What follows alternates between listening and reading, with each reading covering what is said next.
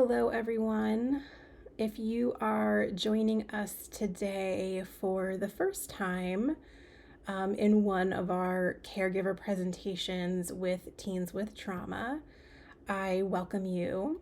If you are joining us for the second time after viewing our part one of the presentation, then welcome back.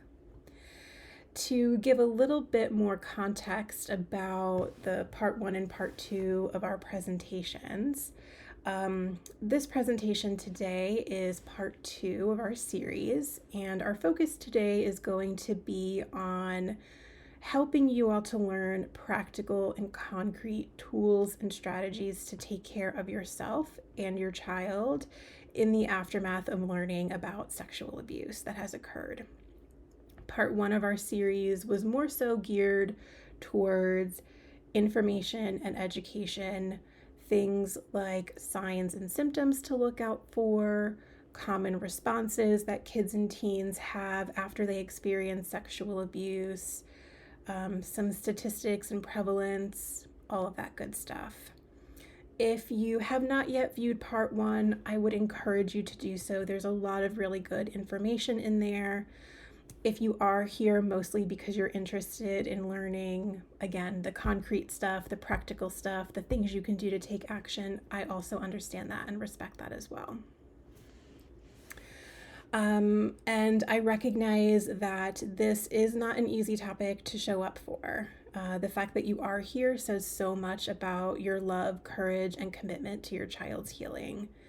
Whether you have just learned about an experience that your child has gone through, or maybe you're months or even years into this journey, I want to reiterate, like I had mentioned in part one, that you are not alone in this. Today is about offering support, information, tools. My hope is that you can leave this space feeling more grounded and more informed and more empowered.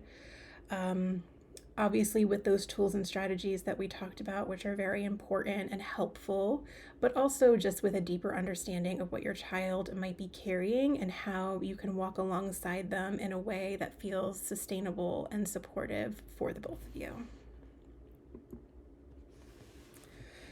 And before we get started, I am going to allow just for a brief moment of reflection for all of you watching to take a minute to think about what you're hoping to get out of today's session. I recognize that everyone's hopes and agendas might be a little bit different, and it can be helpful to just reflect on what it is that you're looking for specifically and hoping to walk away with.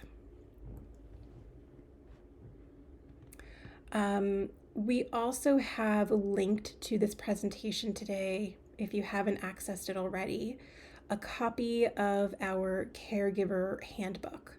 And what our caregiver handbook is it's a place to sort of contain all of your information that you're learning about today.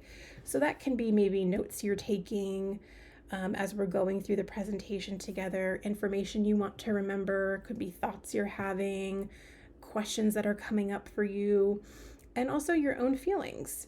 It's a place for you to just keep all of that stuff so that you can come back to it when you need it, and I would encourage you to use it. It's a great resource.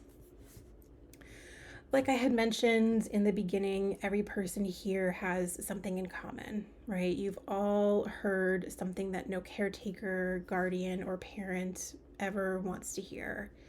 And you are navigating the aftermath of this information with love, courage, and probably a lot of questions. Everyone's story looks a little bit different, but the gist is the same. You're here because somebody that you love deeply is hurting, and you want to be able to show up for them in the best way that you can. And this group was created to support you in doing just that. But before we dive in, I want to give just a quick reminder and a little bit of permission here to please take care of yourself as we are going through all of this info. Step away if needed. Feel free to pause and then come back. If you need just a minute to collect yourself, that is totally understandable, and I hope that you can do that. If you notice that something is coming up for you emotionally as we move through this, take a moment to jot it down. If you have the capacity, I'd also welcome you to use the feelings wheel that you can find in the Caregiver Handbook to just notice what's coming up for you and write it down as you're feeling it.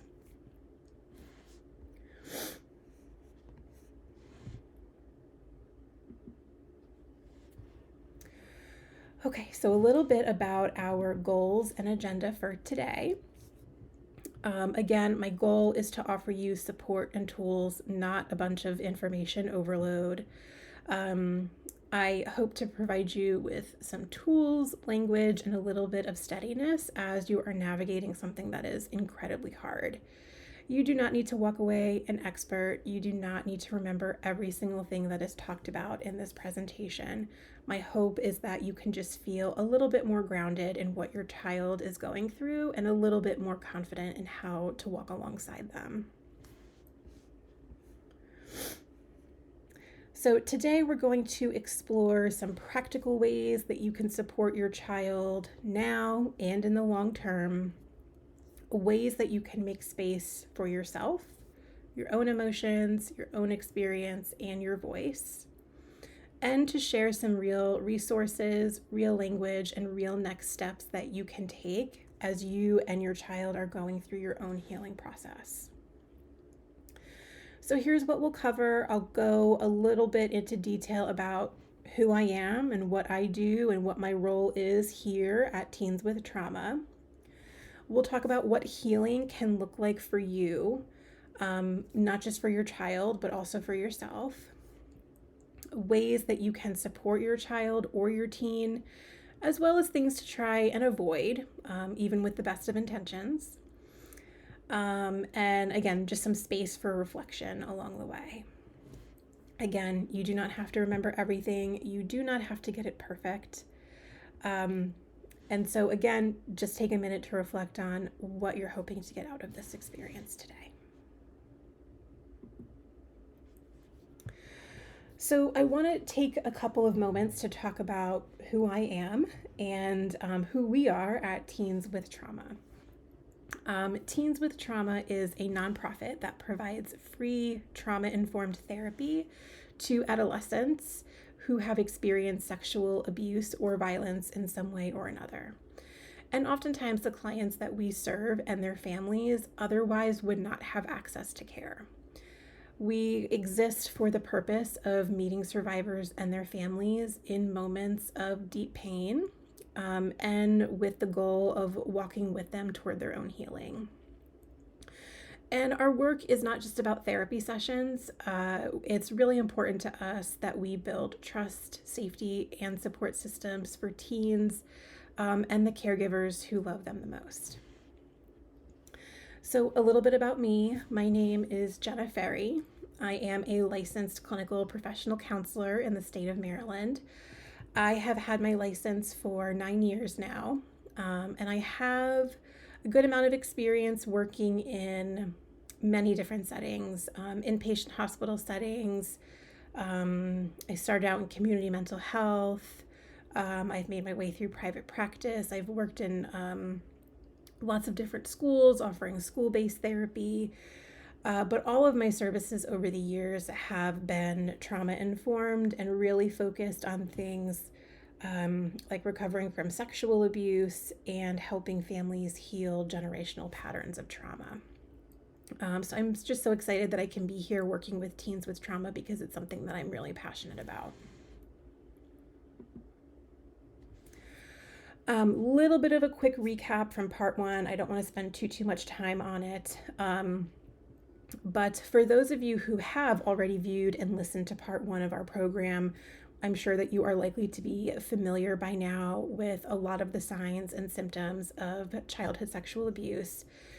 Like I had mentioned before, if you have not yet seen part one of our program, and maybe you're interested in learning a little bit more about childhood sexual abuse and things that you can look out for, I would encourage you to view it, and I'm going to have a link to that presentation too in case anybody is interested.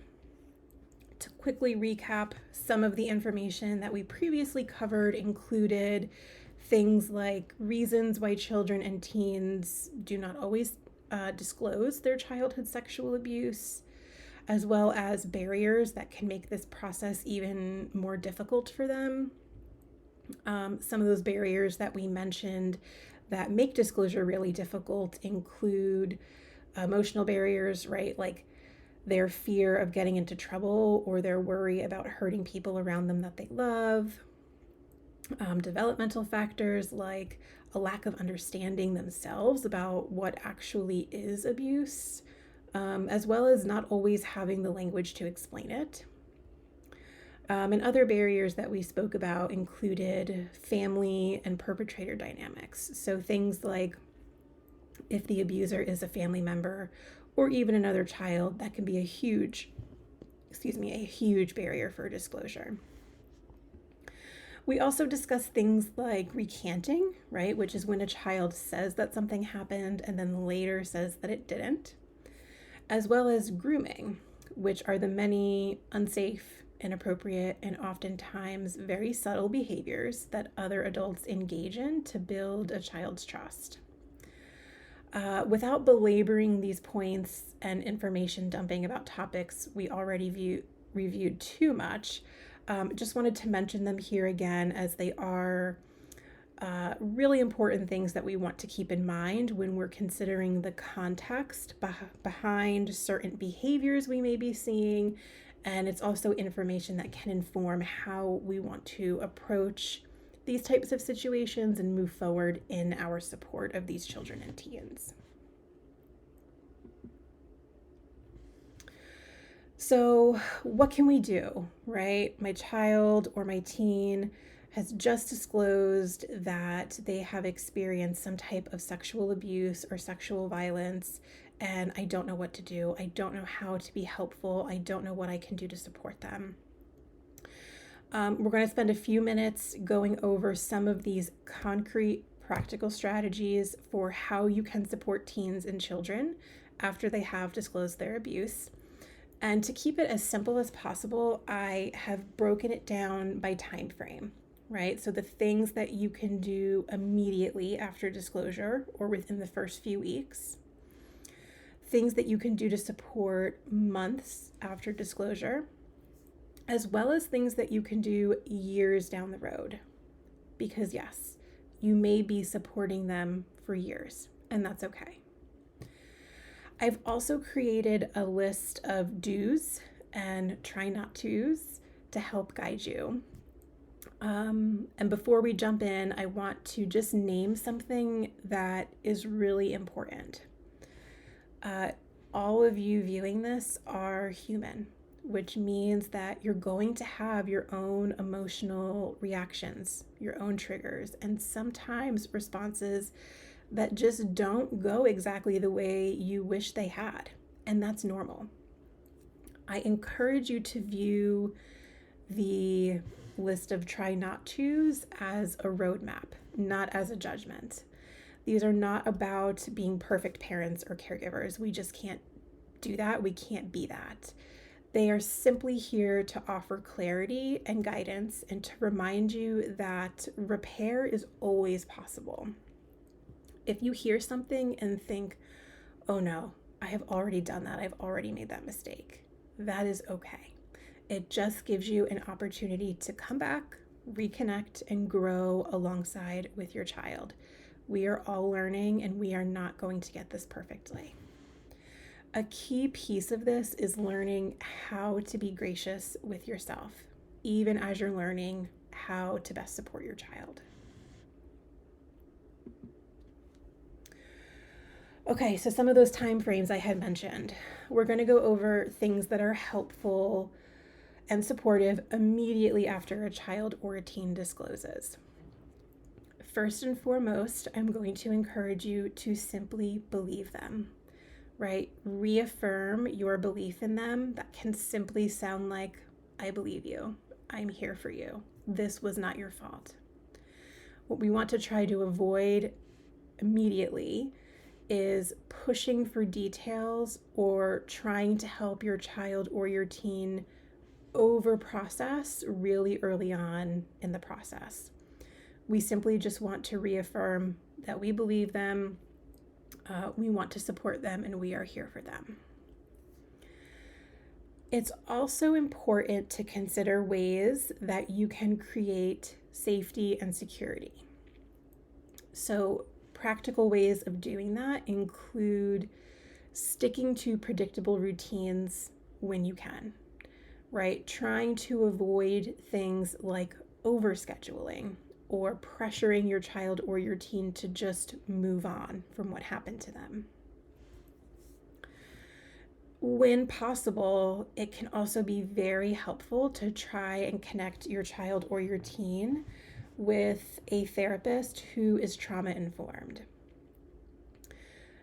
When we use the term trauma informed, what that means is we want to prioritize therapy and services that are quote unquote evidence-based care, which means that this isn't someone who is just passionate about trauma-informed care. This is somebody who is trained and has gone through sometimes pretty rigorous training in the treatment of trauma. So you might hear some terms, or our field is pretty heavy in acronyms and letters. So you might hear some terms like EMDR, or eye movement desensitization and reprocessing.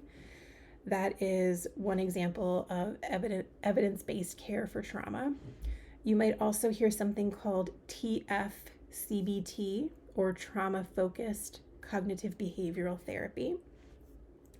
And again, please don't feel like you have to remember all of those letters. It can just get confusing because our field, again, is all letter-based a lot of times.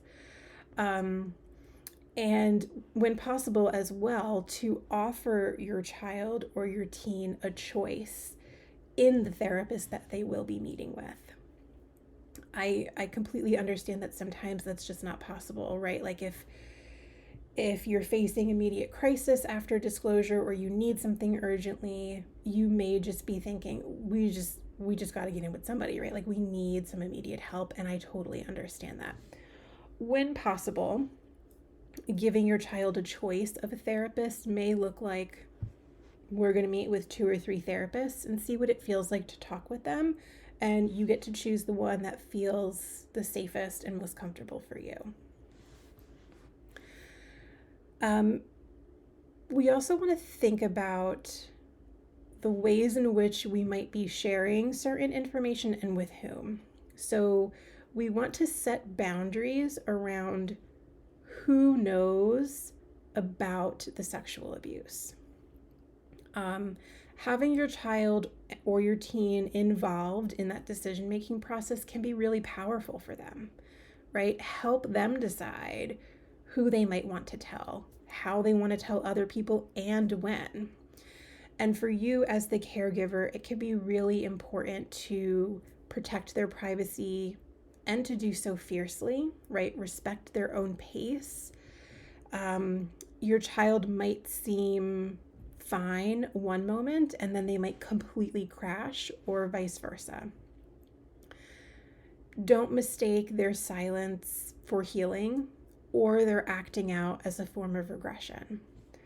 A lot of times what we see behaviorally and emotionally in the aftermath can be unpredictable, but the important takeaway message here, I think, is to try and just be a steady support system to the best of your abilities. And sometimes I hear from caregivers, well, how do I do that, right? Like how do I do that when I am falling apart myself? And so my next sort of bullet point here is about getting help and support for yourself as well. We talked about this in part 1. We call it vicarious trauma or secondary trauma, but caregiver trauma is very real, right? It's important for you to seek therapy when you can, join a support group, or maybe confide in friends that you really trust. Your ability to regulate helps your child to regulate. And finally, and sometimes the toughest part in how you can support and respond to disclosure is report. meaning that you may be the first person that your child or your teen is opening up to about this. And reporting means contacting the appropriate agencies and authorities to let them know what happened so that they can investigate and follow up and take action to seek justice.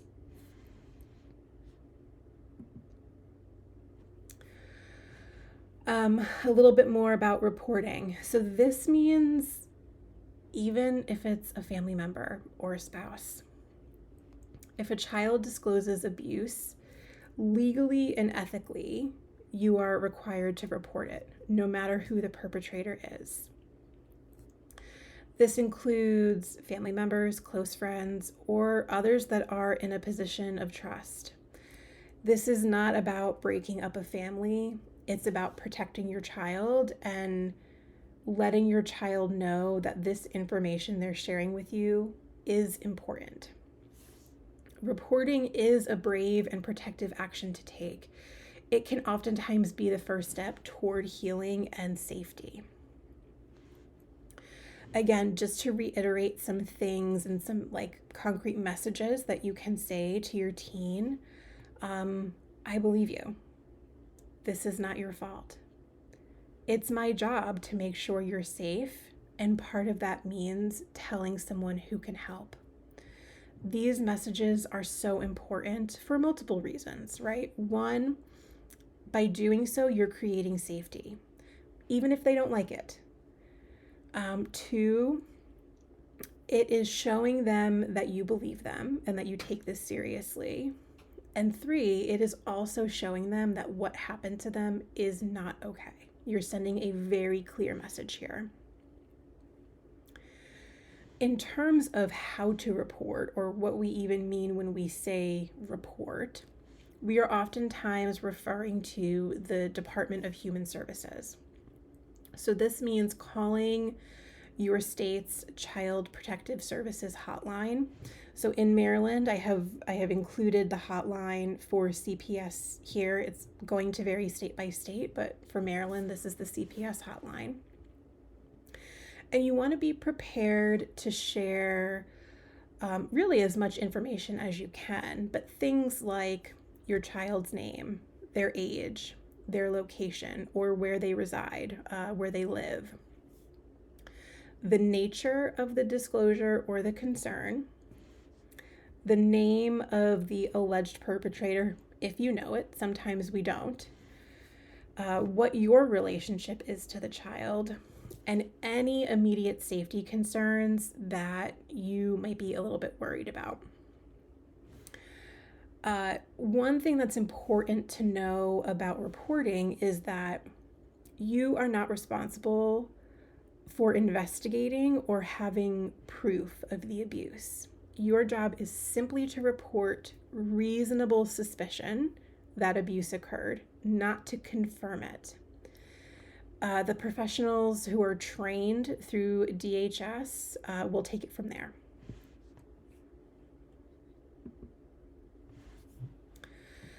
So months after, right? Because we know that disclosing abuse and reporting it doesn't just stop there.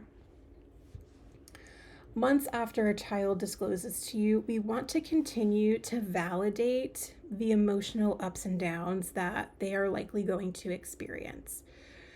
One thing, there's many things I want you to take away from today, but one of those things that I feel is really important is that healing is not linear. You can expect your child to have good days and for them to have setbacks.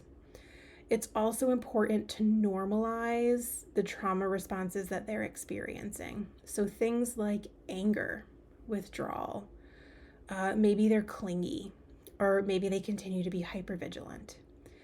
And also understand that these responses that your child is having mean absolutely nothing about you and your relationship with them.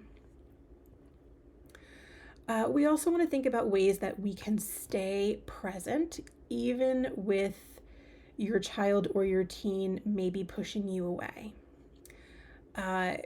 Your sort of quiet presence and stability and steadiness is much more important than constant talking. There are ways that we can find nonverbal ways to stay connected, right? Maybe the two of you write notes to each other, or you leave nice, kind notes in the morning every day before they go to school. Maybe there's activities that you can share with them and engage in with them, or even just regular check-ins, right? How are you doing today? How was your day? We also want to do our best to encourage choice and agency. So letting your child or your teen make decisions, even small ones, to help them regain a sense of control over their lives.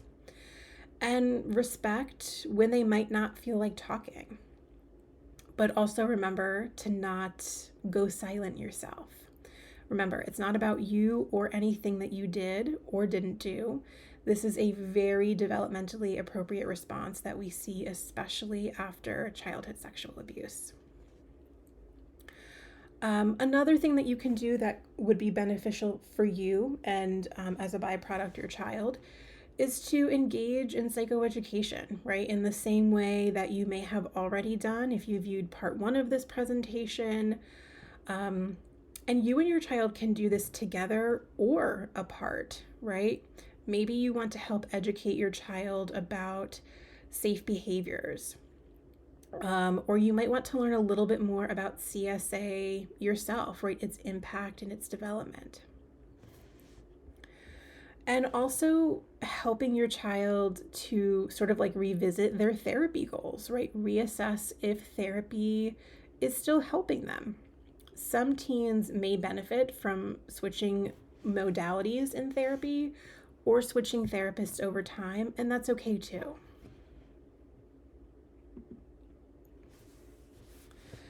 And years down the line,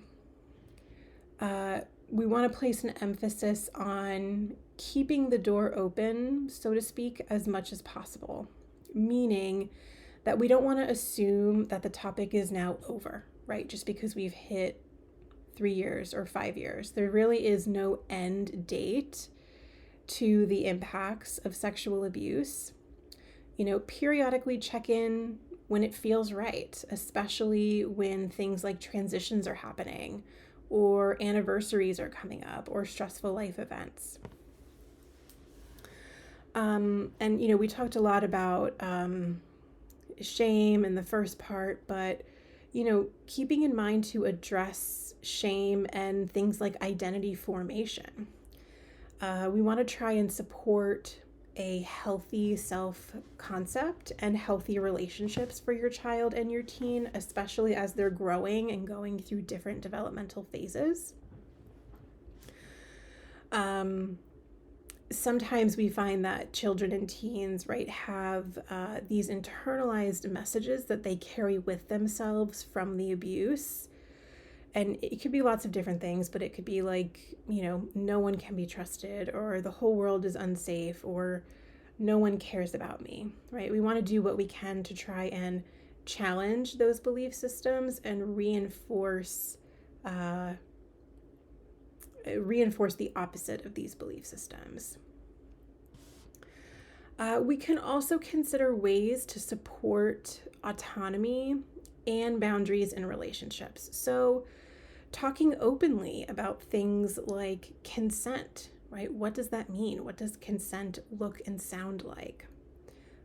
Power, right? Power differentials in relationships. Intimacy, right? And safety in relationships. It's important to not necessarily shy away from conversations that are sex positive and age appropriate. And also encouraging storytelling on their terms, right? So whether it's through writing, art, or even activism, processing trauma of any kind often evolves into how we can make meaning from it.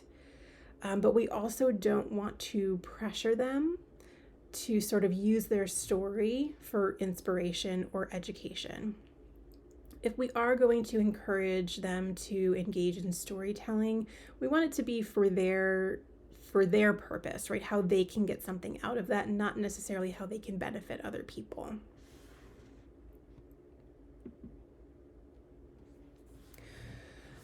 Before I get into this next slide, I want to pause just again for a brief moment here to say that, again, I recognize that some of these things we're talking about of do this but not that can sometimes feel and maybe come across as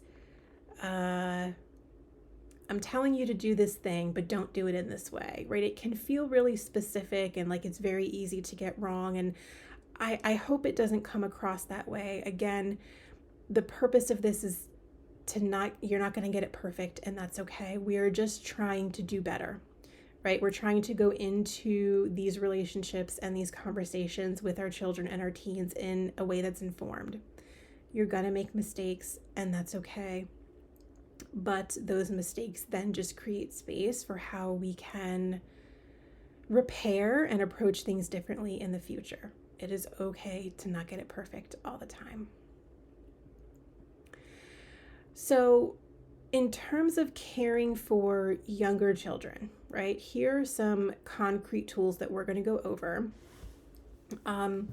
When we're considering caring for younger children, we want to try and focus on things that foster a sense of safety and that also maintain things like routine and stability, and that also provide a sense of choice and agency.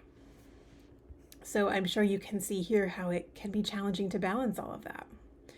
When we talk about creating safety and safe spaces, examples of this can look like keeping a nightlight on in their bedroom if they're afraid of the dark, letting them carry around a comfort item, maybe a stuffed animal or a blanket or a small object, offering extra physical closeness if that's what they desire, right? Sitting near them at bedtime or hugging them more often. In terms of maintaining routines and structure with flexibility, examples of this can look like sticking with school, meal, and bedtime routines as much as is possible. Maybe you also choose to add in a daily check-in ritual, right? So maybe that's 5 minutes of we go over the pits and the peaks of the day. And inevitably, right, routines sometimes do get disrupted. If they do get disrupted, explain what's happening to your child, right? So for example, tonight we're eating at grandma's house and tomorrow we'll go back to normal dinner at home. In terms of encouraging and facilitating healthy expression of your child, what we know about young children is that the way that they process and the way that they communicate is very different than it is for older children. Sometimes they don't have the words or the language to say exactly what's going on for them. So it can be helpful to use play and use art for things like self-expression. So maybe providing some drawing supplies or Legos or clay for them to act out their feelings. You can also read books together that normalize feelings. There's a book by Marge Heegard, I think her name is. It's called When Something Terrible Happens. That's a great example of a book that works to normalize feelings. You can also give them options for language. So for example, are you feeling mad? Are you feeling sad? Are you scared or something else? It is also really beneficial when we as the adults can model healthy coping skills. So an example of this might be practicing what we sometimes call 5-finger breathing. So what this could look like is tracing their hand. So if your child has their hand up, you're helping them practice their inhale on the line up, and then the exhale on the line down, and you do that for all 5 of their fingers. So that might look like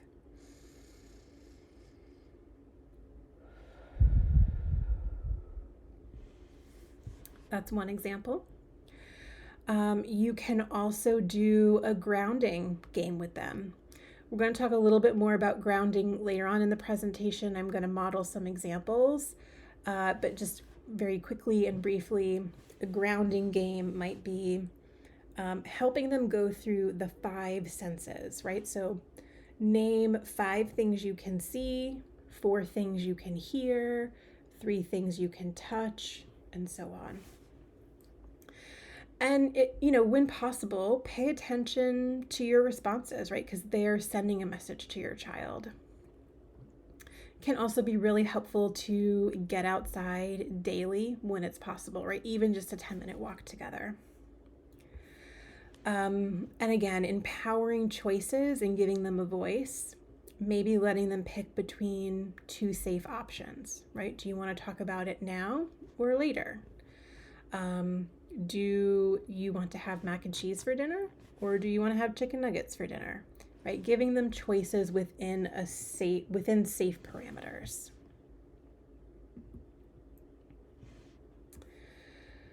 So now we're going to move on to ways to support teens and adolescents, right? Because this is clearly going to look different than it's going to look for young children. And, supporting your teen is likely going to come with different developmental considerations, such as working to respect their independence and their voice. So these are some of the things that might be helpful. Communicating with them without pressure, right? So letting them know you're available. I'm here to talk now or later, whenever you're ready.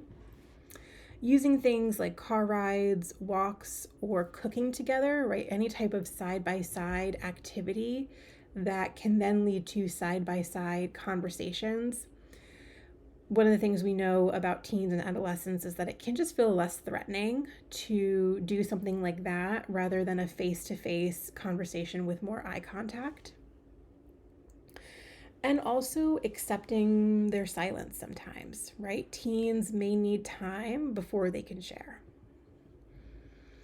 And respecting their independence, right? So giving them choices. Do you want to talk to me? Do you want to talk to a counselor, or both?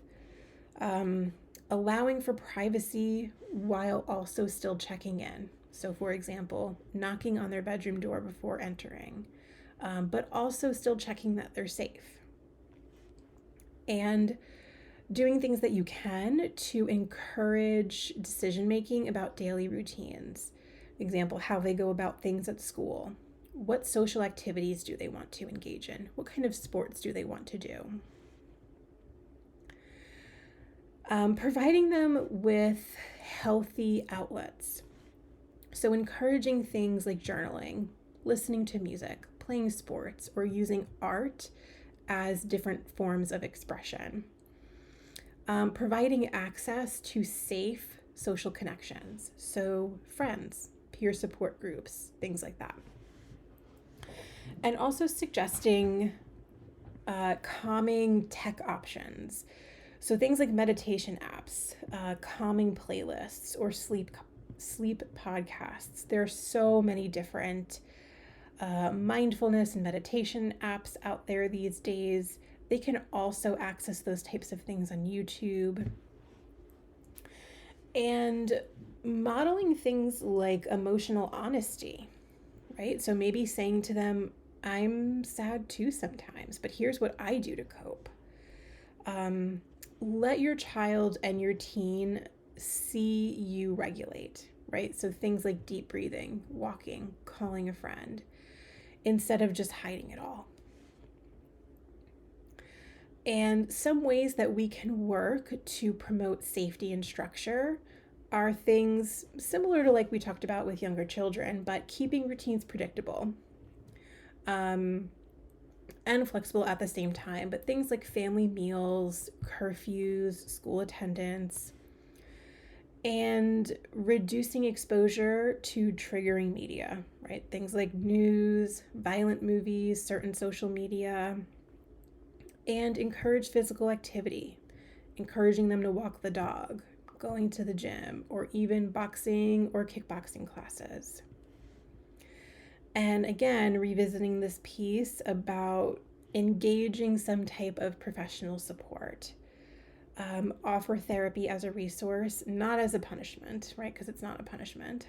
And normalize it, right? Saying things like lots of teens go to therapy after they've experienced something hard. It's like a coach for your brain.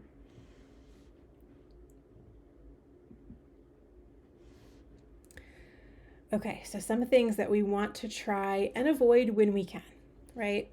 We want to try to avoid pressing for details too soon about the sexual abuse.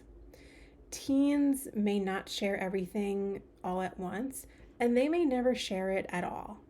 And that can be okay, right? It's their story and their information to tell. And so, us giving them permission to do that when they feel comfortable, if at all, is really empowering. Oftentimes, repeated questioning can feel like disbelief or like pressure. And we want to try to avoid saying things that can feel as though we are minimizing their experience. So phrases like, at least it wasn't worse, or you're strong, you'll get over it, or try not to think about it. These things can be so well-intentioned, and I'm sure that they are, but they can feel really minimizing and dismissive for your child.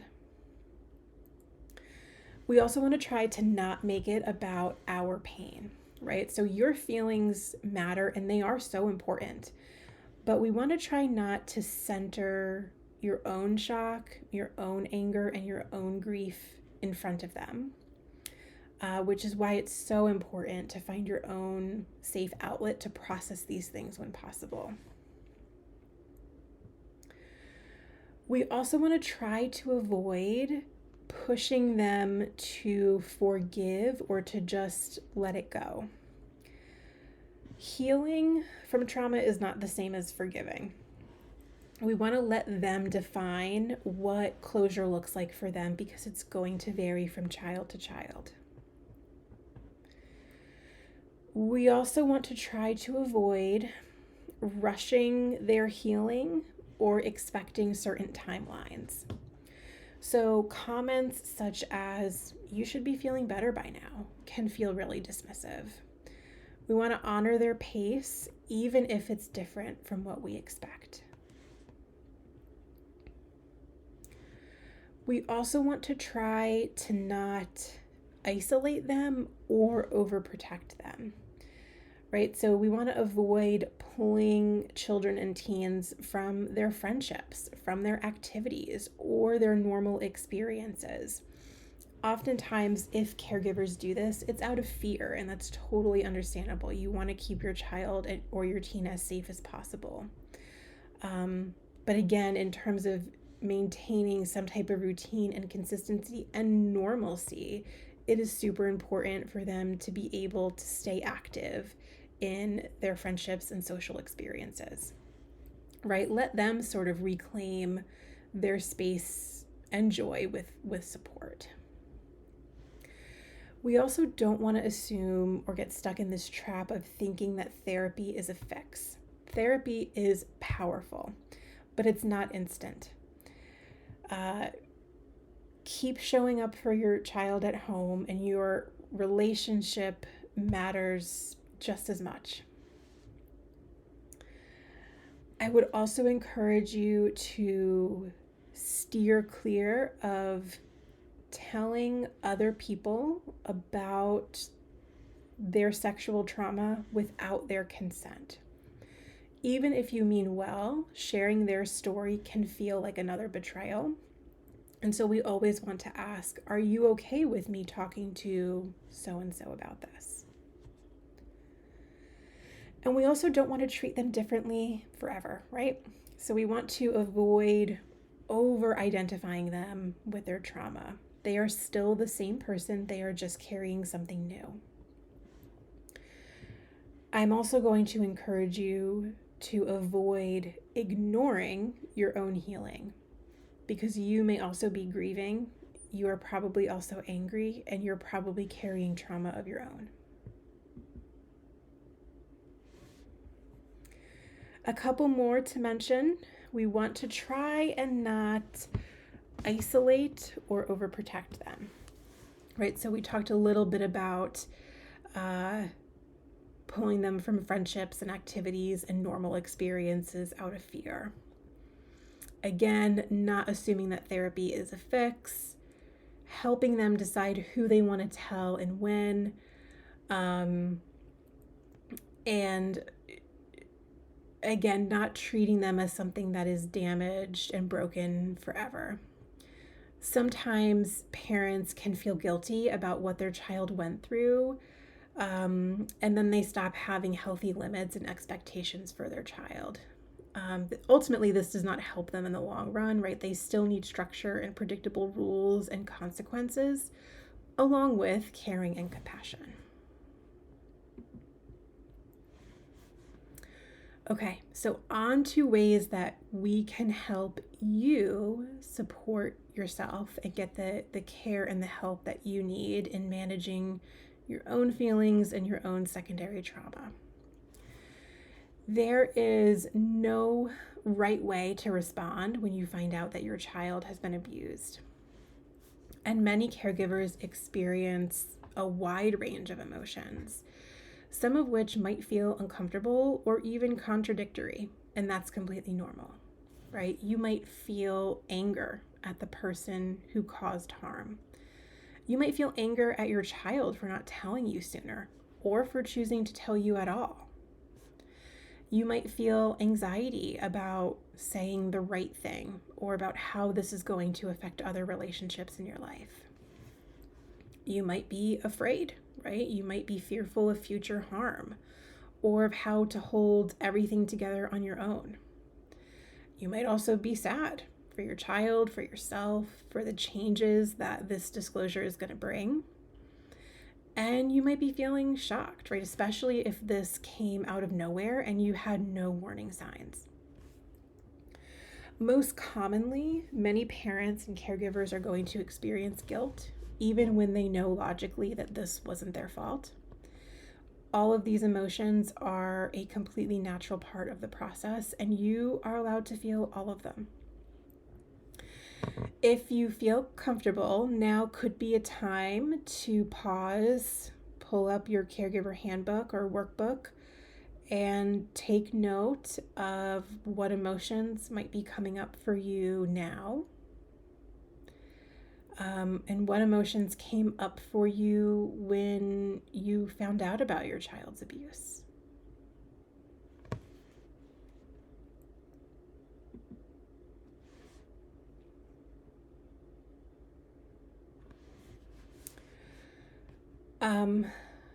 Another moment of quick reflection. Again, it could be helpful to pull up that feelings wheel that's in the caregiver workbook. But pausing and reflecting on your own experiences as a caregiver. Think about the emotions that you've felt throughout this process. You don't need to fix or explain these feelings. We're just simply trying to notice them, right? And make a list. It can be helpful to name them sometimes. And reflecting on your own emotional landscape also helps you to stay grounded and present for your child.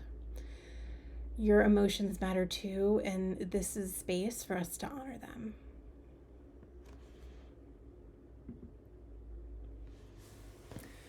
So how do I manage these feelings, right? Because you're going through something too.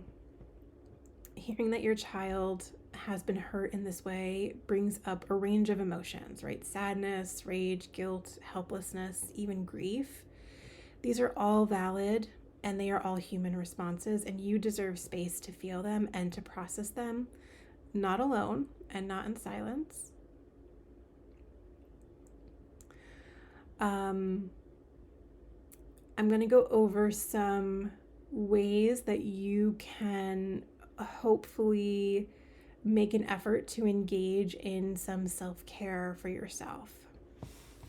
Some ways that we can do this are through small, sort of micro self-care moments. And some of these may sound small or unimportant, but when you are going through so much stress and trauma of your own, it could really be interesting to notice how often we actually forget to do these things. So, examples like keeping water nearby, right? And committing to drinking a full glass of water every few hours. Stepping outside for 3 minutes of fresh air when you feel overwhelmed.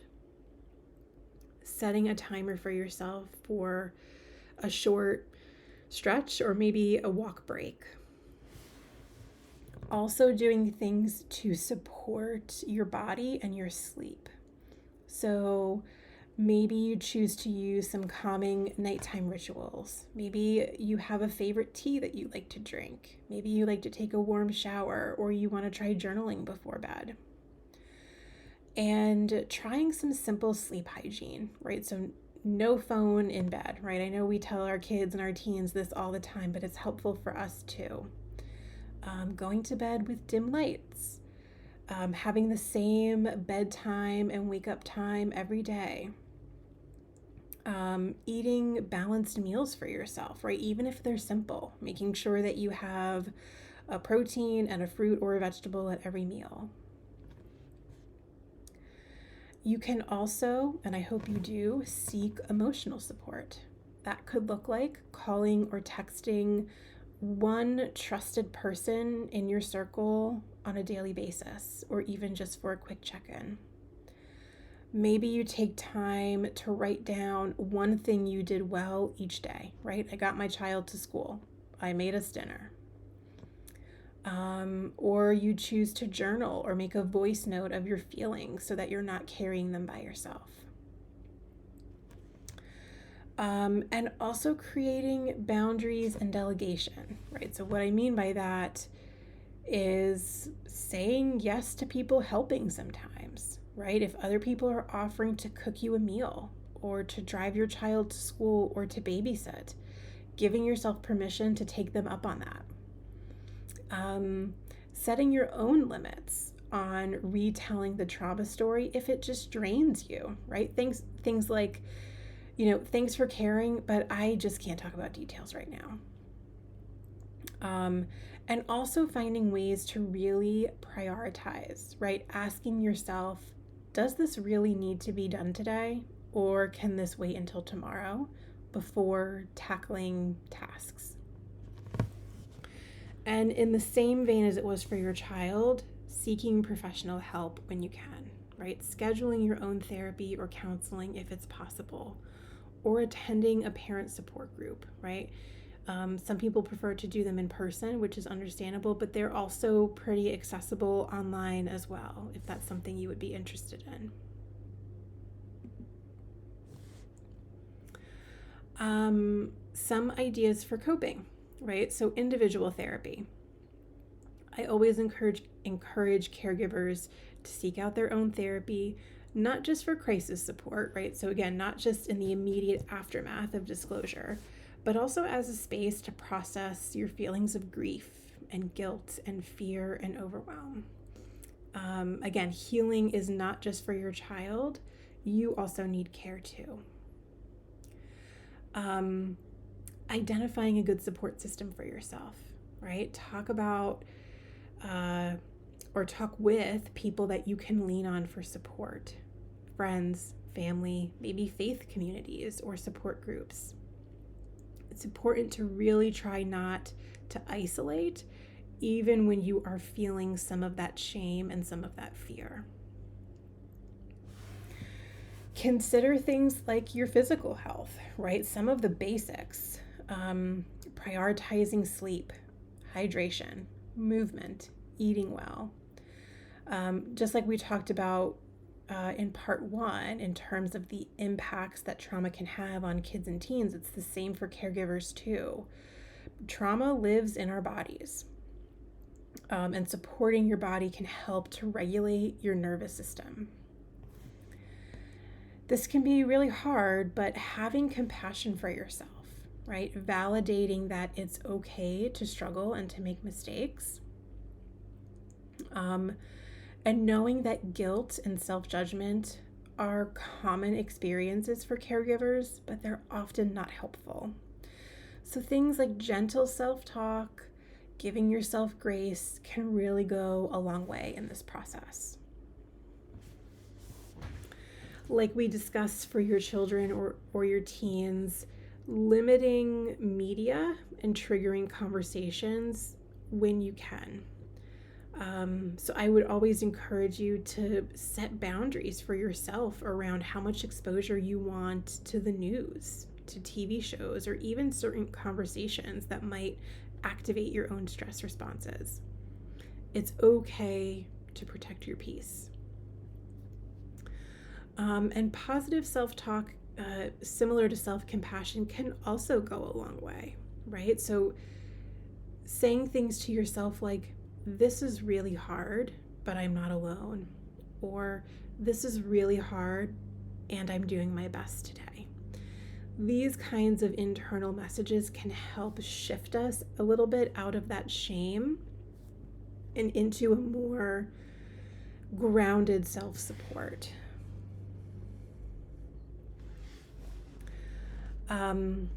And things like trying to stay regulated when possible, right? So for example, pausing before reacting to your teen out of anger or withdrawal, right? Taking 3 deep breaths before responding. This could also look like journaling or debriefing with a trusted friend so that you don't unload on your teen. Practicing things like good enough parenting, which just means not expecting yourself to have all the answers. Focus on your presence, not on being perfect, and being there consistently, because this matters so much more than saying the right thing all the time. And doing things to keep your own identity.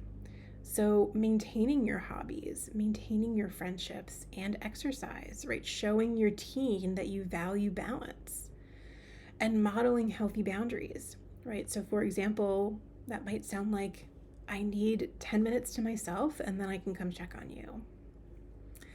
And seeking support that is specific to parents, right? So parent support groups for trauma survivors, example. Books or podcasts about parenting through the experience of trauma. Those are just some examples. These 3 strategies listed here are just some of the very common strategies that we work on with children and teens who are in therapy to help them manage and tolerate their own distressing emotions, but they're also helpful for anyone who is needing help with managing uncomfortable feelings. So I want to take a moment to just go over them and sort of model them for you today so that you could maybe give them a try yourself. I spoke a little bit about grounding earlier, and very sort of simple and easy ways to ground yourself are through using the 5 senses like I had mentioned before. So, and sometimes we call it the 5-4-3-2-1 grounding exercise, right? So if I was working with somebody on this, I might ask them, tell me 5 things that you can see in your environment that are red or any color that you choose. Tell me 4 things you can touch or feel that are soft or smooth or bumpy or any texture or temperature that you choose. Tell me 3 things you can hear. Tell me 2 things that you can smell. Tell me 1 thing that you can taste.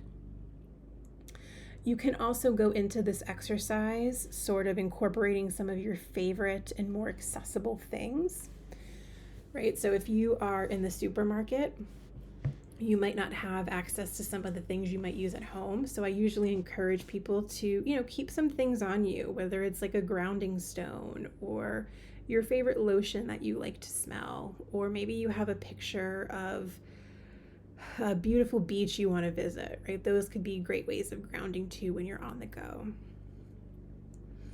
Safe place imagery is kind of what it sounds like. It's the idea of creating an image or pulling up an image in your mind of a place that feels really safe and calming for you. It could be a real place that really does exist, maybe a place you've been before, or one of your favorite places to be. Or it could be completely made up, right? I've heard from parents and caregivers before that their safe place is like, I just want to be in an empty black room all by myself where no one's bothering me. Go for it. And with safe place imagery, the idea is we want to pull this image up in our mind. And in the same way we did with grounding, we want to incorporate the five senses to help us feel a little bit more like we are in that safe place, right? So if I was in my safe place, what would I be able to see? What would I be able to touch and feel? What would I be able to hear? What could I smell and what could I taste? And taking just 5 minutes to go to your safe place to give yourself a moment of calm. And the third one here is deep breathing, which sounds really simple, and it is, but it's also effective. What we want to keep in mind with deep breathing is I personally like to sort of put my hand over my chest. It helps me to sort of ground myself in my body a little bit. And then inhaling deeply through your nose and then exhaling deeply through your mouth. So just to kind of show you what that looks like.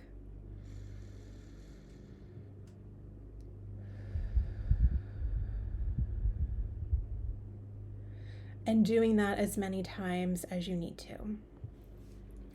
And again, I will say to you the same thing that I say to the kids and the teens that I meet with. These coping strategies are not meant to fix everything or to take all of your problems away, right? They're not going to do that.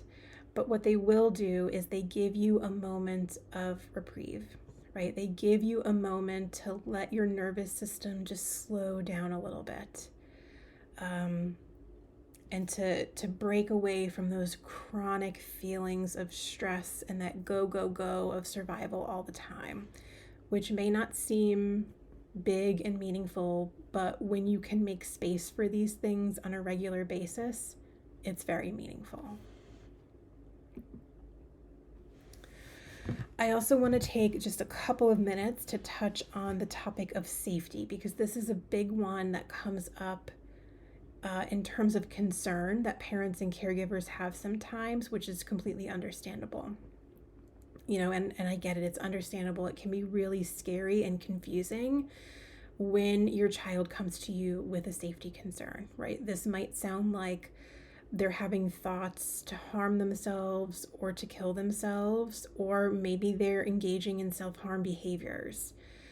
As we discussed previously in part 1, these symptoms, unfortunately, are not uncommon when someone is coping with the aftermath of childhood sexual abuse.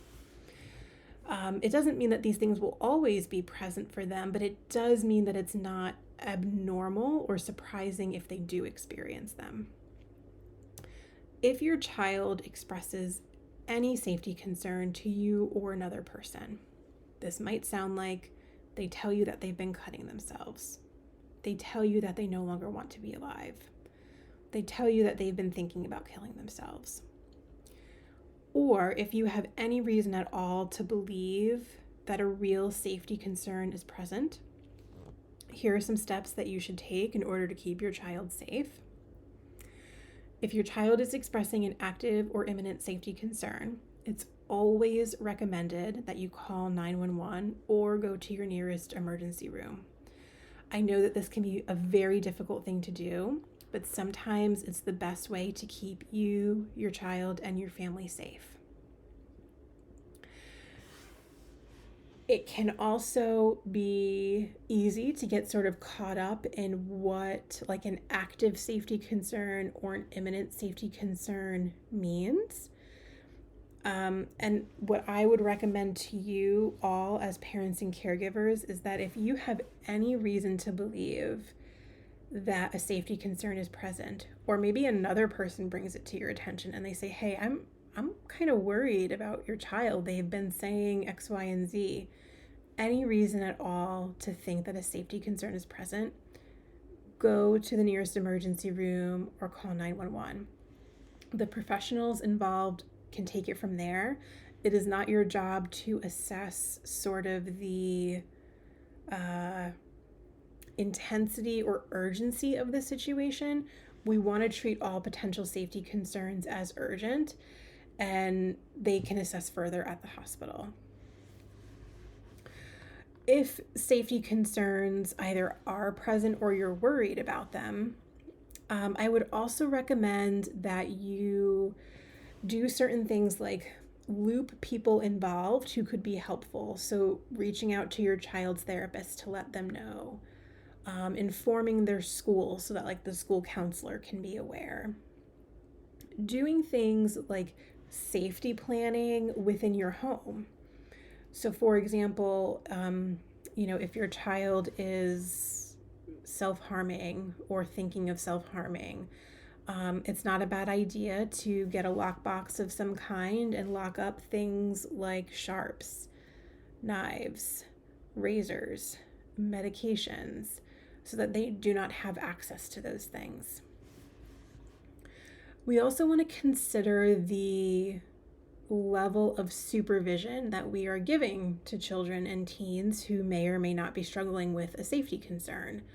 We want to consider things like, if they are home alone, making sure that a trusted adult is with them. They might need more monitoring during this time.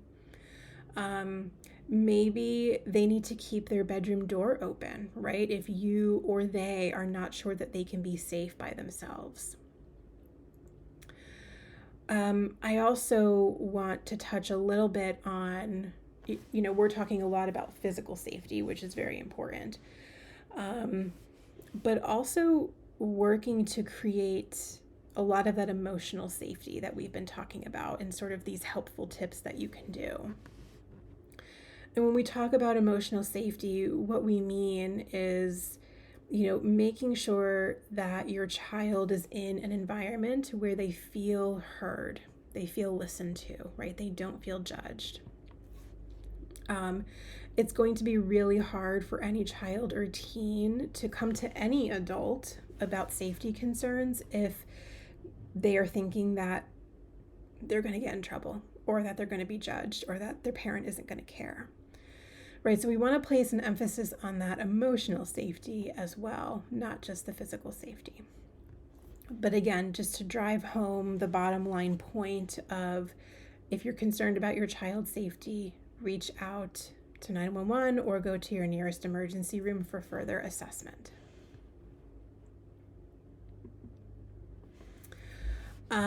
We have included in here a list of informational and educational resources that is just helpful for all of you to have, and that will be included and linked at the end of this presentation for you to take home.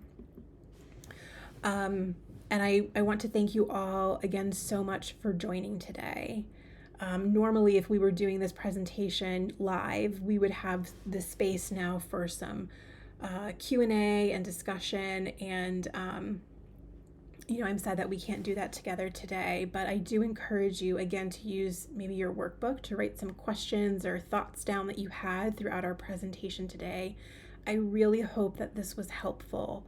Some of the feedback we got last time after we did this the first time around was that parents and caregivers really wanted more of a focus on, okay, all of this information is great and helpful, but what do I do? And so I hope that our presentation today really helped you to feel more confident and more set up with concrete tools and strategies for how you can take action in supporting yourself and your teen.